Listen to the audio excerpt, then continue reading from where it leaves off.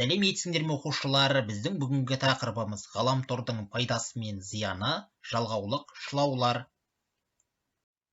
Оқу мақсаты проблемалық сұрақтарға тыңдалған мәтіннен деректер келтіре отырып, дәлелді жауап беру, өз жауабын өзгенікімен салыстыру, талқылау, шылау түрлерін ажырата білу, орынды қолдану. Оқушылар, ғаламтордың пайдасы мен зияны қандай? Білетін мағлұматтарыңызды төмендегі кестеге толтырыңыздар.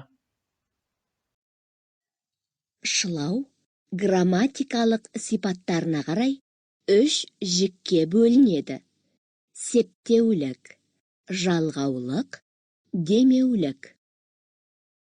Жалғаулықтар бірыңғай мүшелердің немесе салалас құрмаластың сыңарларын әр түрлі мағыналық қатынаста байланыстырады.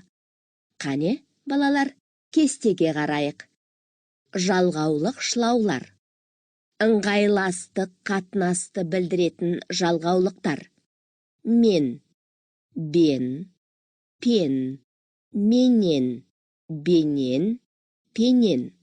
Да, де, та, те, және, әрі. Қарсылықты қатынасты білдіретін жалғаулықтар. Бірақ, алайда, дегенмен, әйтпесе, әйткенмен, сонда да. Талғаулықты қатынасты немесе кезектестік мәнді білдіретін жалғаулықтар. Әлде, біресе, бірде, не, немесе, я, яки, болмаса, кейде. Себеп салдарлық қатынасты білдіретін жалғаулықтар. Себебі, өйткені, сондықтан, тағы басқа. Алдыңғы бейнероликті тамашалап болсаңыздар оқушылар, жалғаулық шылауларды қатыстырып, ғаламтор туралы 5 сөйлем құраңыздар. Қазір қоғамда кітап әлде ғаламтор деген пікір талас туындауда. Шынымен де қайсысын маңызды деп бағалаймыз? Ғаламтор компьютерлік серверлердің бүкіл әлемдік желісі. Ол қазір барлық тіршілігімізді билеп алған. Қажетіңді пернетақтаға терсең болғана таба қоясың. Іздеген адамыңды да дүниенің қай түкпірінде жүрсе де тауып аласың. Аз уақыттың ішінде қыруар жұмыстарың бітіп жатады. Тез хабарласу, хат жазғың келе ме? Тіпті бейне қоңырауды қосасың ба? Немесе ВКонтакты, WhatsApp, Instagram әлеуметтік желілері де елгезектік танытып тұр. Осындай жақсы нәрсенің жаман жақтары болатыны өкінішті. Біз жалпы адам баласы компьютерді шамадан тыс көп пайдаланамыз. Тылсым техниканың жетегінде кетіп, пайдасынан зиянын көбірек шегетінімізді аңғармаймыз да. Компьютердің көмегімен сабаққа, өзіңе қажетті мәліметтер алып шектелсек жақсы. Жоқ, әртүрлі ойындар, әлеуметтік желілердегі қызықтар сені жіпсіз байлап тастайды. Оның қажеттісін және қажетсізін таңдауға әрқайсымыз дайын емеспіз. Әр техниканың өзіне тән зияны болатынын медициналық зерттеулер дәлелдеуде. Ал компьютер мен ұялы телефон мектеп жасындағы оқушылардың ажырамас досына, ал кішкентайлардың ойыншығына айналды.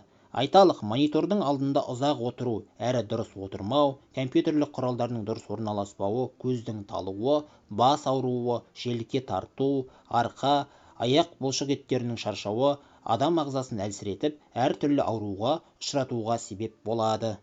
Сондықтан пайдалану ережелерін қатаң сақтауымыз керек.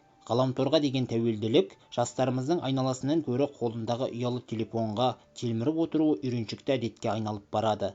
Жаһандану кеңістігінде жаңа технологиялар ағымына ілесу заңдылық.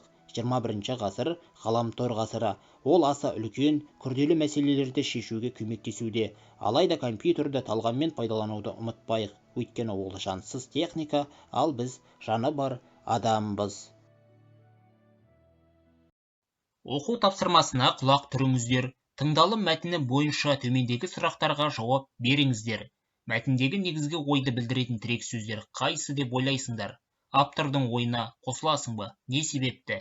Әлеуметтік желілердегі қызықтар сені жіпсіз байлап тастайды деген сөйлемді қалай түсінесің? Жіпсіз байлау деген не? Талғаммен пайдалану дегенді қалай түсінесің?